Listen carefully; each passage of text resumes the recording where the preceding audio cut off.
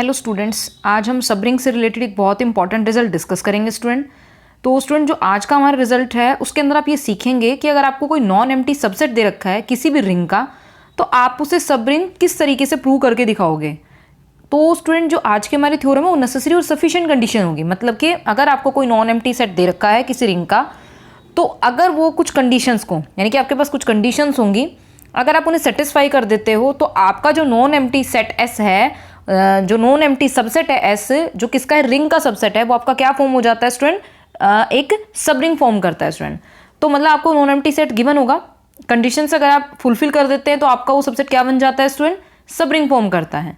तो स्टूडेंट ये नेसेसरी और सफिशिएंट कंडीशन होंगी। तो मतलब एक बार तो आप केस के अंदर क्या लेके चलोगे, थ्योरम का फर्स्ट केस क्या लेके चलेंगे कि आप इसको सबरिंग लेके चलेंगे। तो आप दिखाएंगे जो आपको कंडीशंस हैं वो होल्ड करती हैं, जो आपको दे रखी है यहाँ पे स्टूडेंट थ्योरम के अंदर। और दूसरा जो पार्ट है उसके अंदर आप दिखाएंगे कि एस को आप नॉन एम्प्टी सबसेट लेके चलेंगे जिसमें कंडीशंस होल्ड करती हैं, जो आपको गिवन कंडीशंस होंगी। तो आप ये प्रूव करके दिखाएंगे कि उन कंडीशंस के लिए वो जो सेट एस होगा, नॉन एम्प्टी सेट एस होगा आर का, वो आपका सबरिंग फॉर्म करके दिखाएगा स्टूडेंट।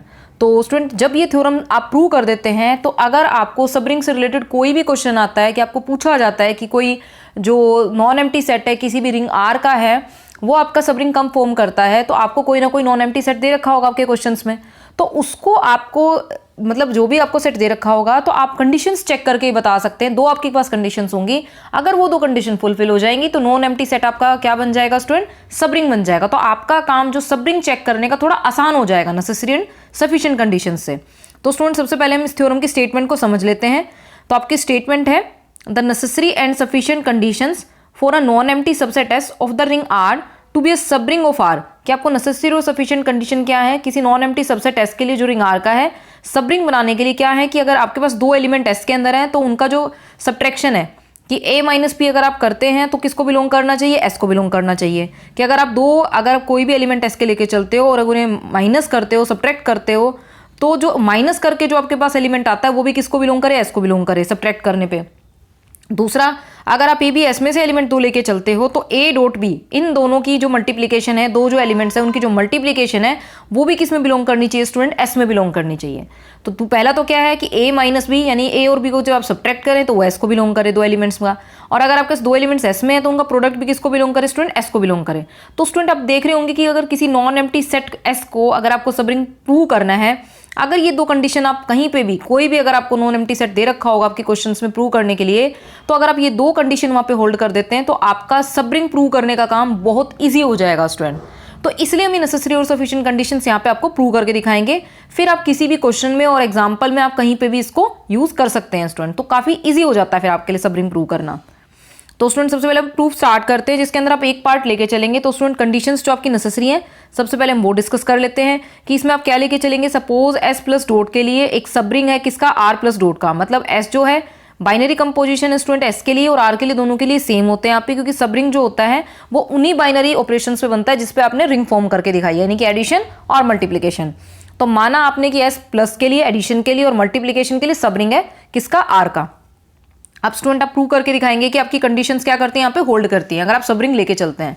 तो स्टूडेंट यहाँ पे आपको क्या करना होगा, आपने सबसे पहले क्या लिया कि लेट, अगर आपके पास दो एलिमेंट्स ए बी हैं किसके अंदर, एस के अंदर स्टूडेंट, तो आपने क्या करके दिखाना है यहाँ से।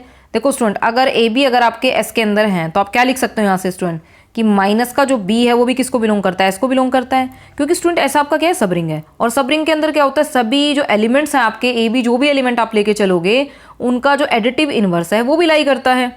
तो स्टूडेंट यहाँ पे हम कर देते हैं इसको एस इज अ सबरिंग, कि अगर बी एलिमेंट एस में एग्जिस्ट करता है तो उसका जो एडिटिव इनवर्स है वो भी एस में एग्जिस्ट करेगा, क्योंकि एस एक सबरिंग है जो आपका एडिशन के लिए अबिलियन ग्रुप फॉर्म करती है स्टूडेंट। तो अब यहाँ से क्या लिख सकते हो, ए बी एस में थे, यानी कि ए अगर एस में था, माइनस बी भी अगर एस में है, तो इनका जो एडिशन है यानी कि ए प्लस माइनस बी, ये दो एलिमेंट्स हैं, इनका जो एडिशन है वो भी किसको बिलोंग करेगा स्टूडेंट, एस को। क्योंकि एस जो है आपका क्लोज्ड है विद रिस्पेक्ट टू एडिशन, कि दो एलिमेंट अगर एस के हैं, सबरिंग के हैं, तो वो ऐड करके भी किसको बिलोंग करता है, जो रिजल्ट आता है वो सबरिंग को ही बिलोंग करता है। तो S is closed under addition, ये लिख सकते हो स्टूडेंट आप यहाँ पे, एडिशन के रिस्पेक्ट में S is closed under addition, कि जो एस आपको सबरिंग दे रखा है वो एडिशन के लिए क्लोज्ड है, एडिशन जो आपका ऑपरेशन है। तो स्टूडेंट ए प्लस और ये दूसरा एलिमेंट आपका माइनस बी है, तो इसको आप किस तरीके से लिख सकते हो, ए माइनस बी किसको बिलोंग करता है, एस को बिलोंग करता है। तो स्टूडेंट एक कंडीशन तो आपकी होल्ड कर गई जो आपको थ्योरम में दे रखी थी कि एक आपको दो कंडीशन प्रूव करनी है। पहली वाली तो क्या थी कि अगर ए बी दो एलिमेंट एस में हो तो ए माइनस बी यानी कि इन दोनों को सब्ट्रैक्ट करे तो भी एस में बिलोंग करे, तो एक कंडीशन होल्ड कर गई स्टूडेंट। अब दूसरी कंडीशन और हम डिस्कस कर लेते हैं, क्योंकि स्टूडेंट आप लेके चले हो कि ए बी किसके एलिमेंट है, एस के हैं। तो स्टूडेंट आप क्या लिख सकते हो, जो एस है आपका सबरिंग फॉर्म करता है क्योंकि वो एक रिंग भी फॉर्म करता है। तो अगर उसके अंदर ए बी एस के अंदर बिलोंग करते हैं स्टूडेंट, तो उनका जो मल्टीप्लिकेशन होगा वो किसको बिलोंग करेगा, एस को बिलोंग करेगा, क्योंकि एस सबरिंग फॉर्म करता है। मतलब मल्टीप्लिकेशन के लिए स्टूडेंट क्या है, ये सेमी ग्रुप है। तो सेमी ग्रुप है तो क्या होता है, क्लोज्ड होता है अंडर मल्टीप्लिकेशन। तो आप यहाँ लिख सकते हो एस इज क्लोज्ड। आप ये भी लिख सकते हैं विद रिस्पेक्ट टू मल्टीप्लिकेशन या अंडर मल्टीप्लिकेशन। तो अगर मल्टीप्लिकेशन की बात करेंगे स्टूडेंट तो यहाँ से आप लिख सकते हैं कि जो एस है वो क्लोज्ड होता है विद रिस्पेक्ट टू मल्टीप्लिकेशन। तो स्टूडेंट यहाँ से आपने ये भी करके दिखा दिया। तो स्टूडेंट ये आपकी दूसरी प्रॉपर्टी भी होल्ड कर गई कि अगर दो एलिमेंट अगर एस के थे तो उनका प्रोडक्ट भी किस में बिलोंग कर गया, एस में, क्योंकि एस आपका एक सबरिंग है जो कि एस जो सबरिंग है वो रिंग की सारी कंडीशन फुलफिल करता है। मतलब एस मल्टीप्लिकेशन के लिए क्या है, सेमी ग्रुप है, सेमी ग्रुप है, तो इसका मतलब क्लोज्ड है with respect to multiplication student. तो इतना ही हमें प्रूव करना था कि ए माइनस बी किसको बिलोंग करे, एस को बिलोंग करे। दो जो आपके एलिमेंट्स हैं उनका सब्ट्रैक्शन करे, सब्ट्रैक्ट करे तो भी एस को बिलोंग करे जो नया एलिमेंट आए, और ए डॉट भी किसको बिलोंग करे, एस को। तो स्टूडेंट आपकी एक कंडीशन प्रूव हो चुकी है कि अगर आपका सबरिंग है तो आपकी जो गिवन कंडीशंस थी, जो आपको कंडीशन थ्योरम में दे रखी थी, वो आपने प्रूव करके दिखाई है स्टूडेंट। तो एक कंडीशन आपने प्रूव कर दी कि अगर आप सबरिंग लेके चलते हैं तो कंडीशंस होल्ड करती हैं। अब आप क्या लेके चलेंगे, नॉन एम्प्टी सेट लेके चलेंगे और दिखाएंगे कि जो कंडीशंस है वो होल्ड करती हैं। तो आप प्रूव करके दिखाएंगे जो एस जो आप नॉन एम्प्टी सबसेट लेके चले वो आर का, जो कि रिंग फॉर्म करती है आर, तो वो जो नॉन एम्प्टी सेट है वो क्या फॉर्म करके दिखाएगा, सबरिंग फॉर्म करके दिखाएगा स्टूडेंट। तो सपोज यहाँ पे आप क्या लेके चलेंगे, जो हमने बोला है उसको लिख के दिखाना है। S is a non empty subset of R such that for all A B belonging to S conditions hold करती हैं कि ए माइनस बी दो एलिमेंट्स की जो सब्ट्रैक्शन है, सब्ट्रैक्ट करके जो अगेन एलिमेंट आता है वो एस को बिलोंग करता है, और मल्टीप्लिकेशन भी यानी कि ए डॉट बी भी किसको बिलोंग करता है, एस को ही बिलोंग करता है स्टूडेंट। तो अब हम आगे डिस्कस कर लेते हैं अपनी थ्योरम को। तो स्टूडेंट ये तो आपने लिख दिया जो आपको गिवन था। अच्छा स्टूडेंट अब हम क्या लिखते हैं कि नाउ ए जो एलिमेंट है अगर आप वो एस में लेके चलते हैं स्टूडेंट, मान लीजिए ए जो है वो एलिमेंट आपका एस में है और ऐसा आपको पता है एक नॉन एम्प्टी सबसेट है। अच्छा स्टूडेंट अगर हमने क्या बोला कि अगर ए एक एलिमेंट है और बी एलिमेंट है तो उनका सब्ट्रैक्शन किसको बिलोंग करता है, एस को बिलोंग करता है। तो इस तरीके से एक एलिमेंट ए हो गया और आपने दूसरा एलिमेंट भी क्या ले लिया, ए ही ले लिया, क्योंकि ए एस में है। तो आप ऐसा कर सकते हैं कि एलिमेंट्स की सब्ट्रैक्शन किसको बिलोंग करती है, एस को बिलोंग करती है। तो हमने ए को ए में से ही सब्ट्रैक्ट किया तो आपका कितना आएगा स्टूडेंट, यहाँ से ही वो भी एस को ही बिलोंग करेगा इस प्रॉपर्टी से। तो इसका मतलब दो एलिमेंट्स की सब्ट्रैक्शन बिलोंग करती है एस को, जो सब्ट्रैक्ट करके आएगा तो यहाँ से सब्ट्रैक्ट करके क्या आता है, जीरो। तो इसका मतलब जीरो किसको बिलोंग करेगा स्टूडेंट, एस को बिलोंग करेगा, क्योंकि ये प्रॉपर्टी आपकी सेटिस्फाई करती है। इसका मतलब स्टूडेंट आप एक चीज़ तो यहाँ से लिख सकते हैं कि अगर आपका एस अभी तक एक नॉन एम्प्टी सबसेट था तो उसके अंदर आपने एक प्रॉपर्टी एग्जिस्ट करके दिखा दी है, जो है कि एडिटिव आइडेंटिटी आपकी एग्जिस्ट करती है। एक प्रॉपर्टी स्टूडेंट कम से कम आपने यहाँ पे शो कर दी है कि एडिटिव आइडेंटिटी आपकी एग्जिस्ट करती है। तो स्टूडेंट यहाँ से आपने करके दिखा दिया, और प्रॉपर्टी कौन सी यूज़ करी, ये वाली, क्योंकि आपको गिवन प्रॉपर्टी यूज़ करे बिना कोई भी काम आप यहाँ पे नहीं कर सकते हैं स्टूडेंट। तो हमने वो प्रॉपर्टी यूज़ कर ली। अब स्टूडेंट आप क्या लिख सकते हो कि एडिटिव आइडेंटिटी तो आपने दिखा दी कि एस में बिलोंग करती है अपने प्रॉपर्टी यूज़ करके, और एलिमेंट भी आपका एस में बिलोंग करता है स्टूडेंट। और अभी अभी आपने एक प्रॉपर्टी बोली जो अभी अभी यूज़ करी थी, वही प्रॉपर्टी कि ए और बी अगर दो एलिमेंट एस के हैं तो सब्ट्रैक्शन जो है इनकी, जो सब्ट्रैक्ट करके न्यू एलिमेंट आता है वो एस को बिलोंग करता है। इसका मतलब स्टूडेंट जीरो माइनस ए, जीरो भी एक एस का एलिमेंट, ए भी एस का एलिमेंट, तो जीरो माइनस ए किसको बिलोंग करेगा स्टूडेंट, आपका एस को ही बिलोंग करेगा। तो यहाँ से जीरो यानी कि एडिटिव आइडेंटिटी और माइनस ए कर रहे हो आप, तो कितना मिलने वाला है स्टूडेंट, आपको माइनस ए मिलने वाला है, यानी कि ये भी किसको बिलोंग कर गया, एस को।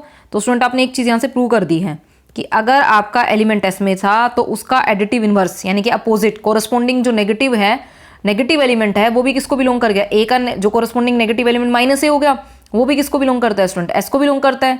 सच दैट, इससे आप एक चीज़ तो यहाँ से बोल सकते हो स्टूडेंट, सच दैट जो आपको एक चीज़ यहाँ से और मिल चुकी है अपने सबरिंग फॉर्म करने के लिए, सच दैट ईच एलिमेंट, जो भी एलिमेंट अगर आप एस का लेके चलोगे इसी तरीके से, क्योंकि एडिटिव आइडेंटिटी सभी एलिमेंट के लिए होल्ड कर रही है, क्योंकि जीरो को जो है इसको बिलोंग करता है ईच एलिमेंट ऑफ एस। कोई भी एलिमेंट अगर आप एस का लेके चलते ए के अलावा भी, तो स्टूडेंट वहाँ से आपका क्या होने वाला था, पोजेस क्या करता है, एडिटिव इनवर्स। अगर आप बी लेते तो भी यही सिचुएशन आती, 0 माइनस बी लिखते, कोई भी एलिमेंट लिख सकते थे स्टूडेंट। तो हर एक एलिमेंट का कोरस्पोंडिंग जो है एडिटिव इनवर्स भी एग्जिस्ट करता है, क्योंकि नेगेटिव एलिमेंट यहाँ पे एग्जिस्ट करके दिखा रहा है स्टूडेंट। तो आप ये लिख सकते हो कि हर एक जो एलिमेंट है उसका एडिटिव इनवर्स भी एग्जिस्ट कर रहा है। तो ये प्रॉपर्टी आपने फिर से यूज कर ली, तो such that each element of S possesses additive inverse.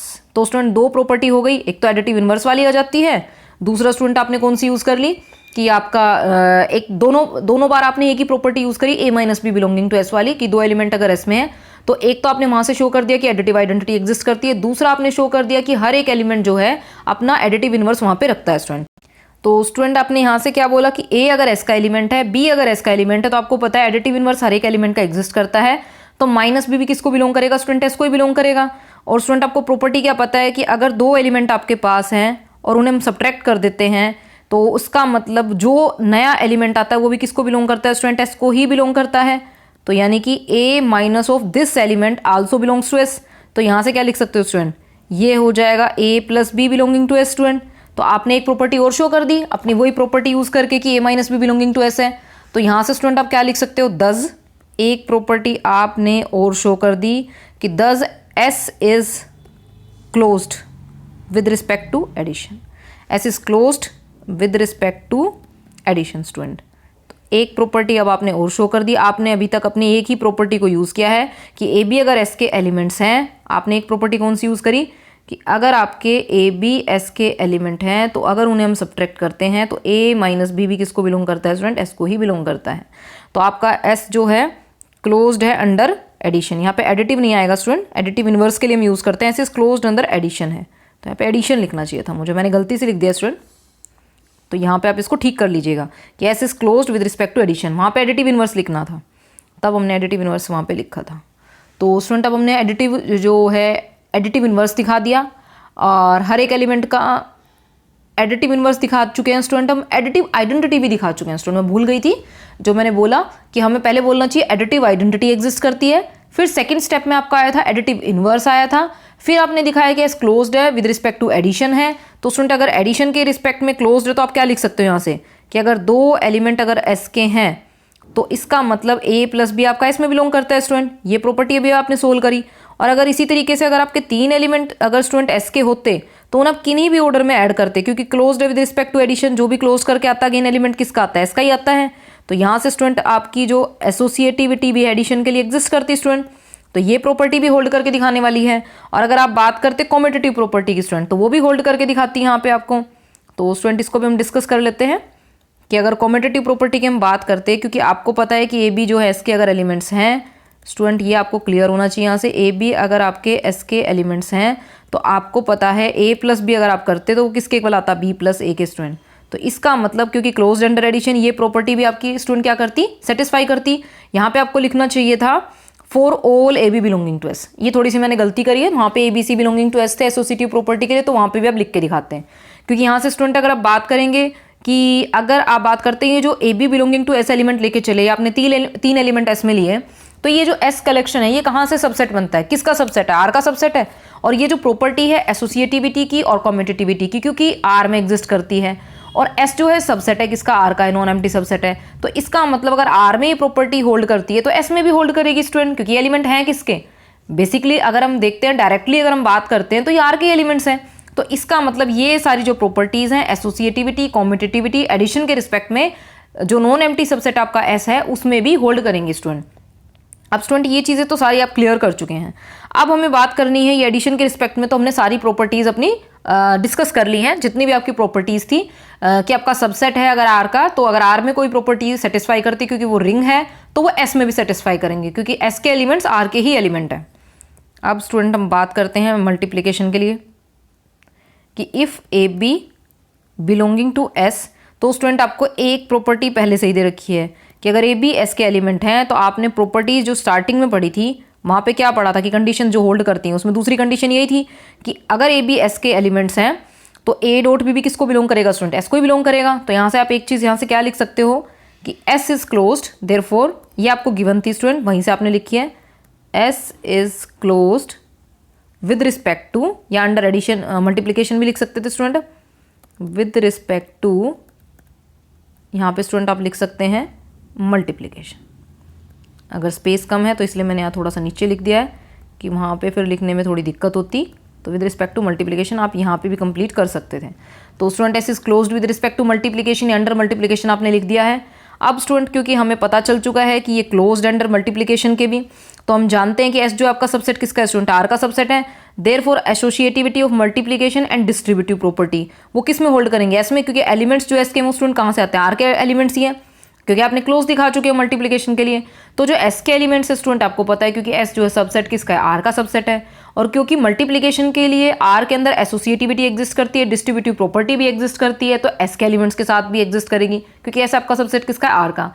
इसके एलिमेंट्स कहाँ से आते हैं, आर में से आते हैं स्टूडेंट। तो इसका मतलब स्टूडेंट हम लिख सकते हैं कि अगर आप ये लिखते हैं कि for all ABC belonging to S, अगर आप 3 एलिमेंट कोई भी एस के लेके चलते तो स्टूडेंट आप कह सकते थे, क्योंकि ये एलिमेंट क्या होंगे, आर के भी एलिमेंट्स होंगे, ये सारे के सारे एलिमेंट आर के भी एलिमेंट्स होंगे स्टूडेंट।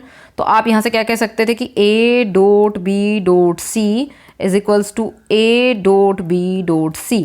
तो स्टूडेंट ये प्रॉपर्टी भी आपकी एस के अंदर होल्ड करेगी, क्योंकि ये एलिमेंट्स बेसिकली आर के एलिमेंट्स ही हैं, और क्योंकि ये क्लोज्ड है अंडर मल्टीप्लिकेशन, जो एस कलेक्शन आप लिख के चले थे नॉन एम्प्टी सेट, तो इसका मतलब ये प्रॉपर्टी आपकी सबरिंग स्टूडेंट जिस नॉन एम्प्टी सेट को हम सबरिंग प्रूव करना चाहते हैं एस में, तो उसके अंदर भी ये होल्ड करेगी स्टूडेंट। क्योंकि अभी तक हमने सबरिंग बोला नहीं है, अभी तक हम एक एक करके सारी प्रॉपर्टी वैसे तो हम होल्ड कर चुके हैं, लेकिन अभी हम डिस्कस ही कर रहे हैं। जब आप पूरी तरीके से डिस्कस कर लेंगे एक एक प्रॉपर्टी को, तब आप लिख के दिखाएंगे कि एस जो आपका नॉन एम्प्टी सेट है, नॉन एम्प्टी सबसेट आर का है, वो अब सबरिंग बन जाता है फिर आर के।